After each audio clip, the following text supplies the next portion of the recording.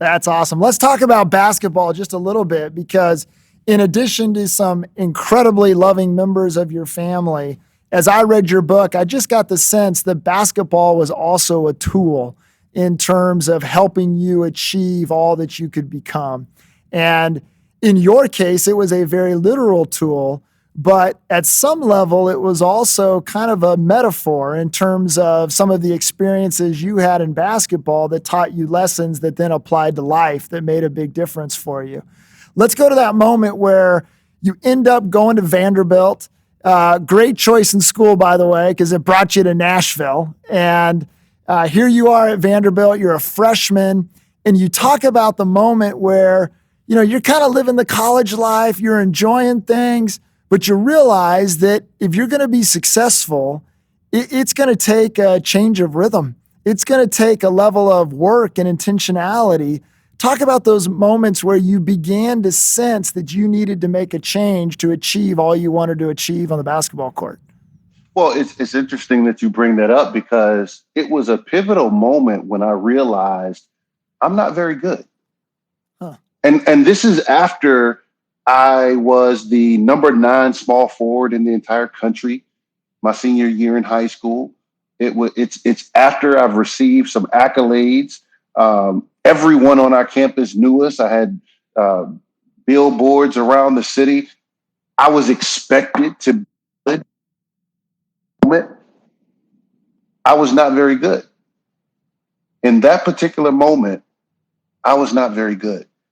And it took me realizing that if I want to accomplish the things that I'm capable of accomplishing, it's going to require more, right? I have to learn what it looks like to be a guard in the SEC. I gotta learn, how to work smart instead of hard all the time. I gotta perfect my craft. I gotta go back to the fundamentals so that I can draw on the strength from those fundamentals to actually be very good, right? And so it was a moment of realizing that at every level that you go to, everyone is great at that level, right? When I got to Vanderbilt University, I realized that every one of my teammates averaged 25 to 30 points a game in high school. Sure. Every one of my teammates could run fast and jump high and dunk on people. But the players who were great, the players who got a chance to be SEC Player of the Year, who got a chance to be an All-American and get drafted into the NBA, were the players who separated themselves. So in terms of my preparation, what was I willing to do to separate myself, right?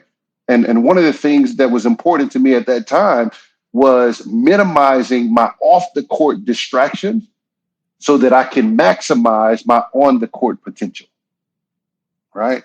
And so I had to become very intentional about how I spent my time, how I allocated my time, but most importantly, how I took care of my body. So all of these things I had to learn to bring me to another level. And so, Shane, in those moments, as I think, a lot of young athletes have this moment where they realize that, their natural talent is probably not going to be enough, that they're probably going to have to put some real work into things in order to achieve what they want to achieve. Talk a little bit about that, because I think it's really, really unique, your realization that you weren't that good.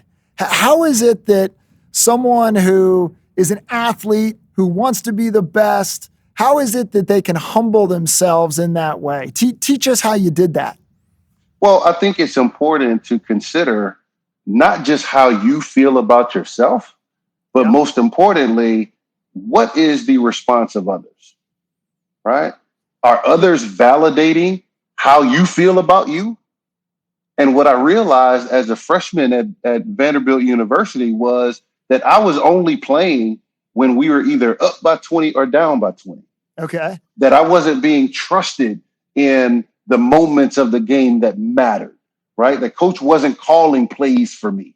So regardless of how I feel about me, that wasn't being validated by others, right?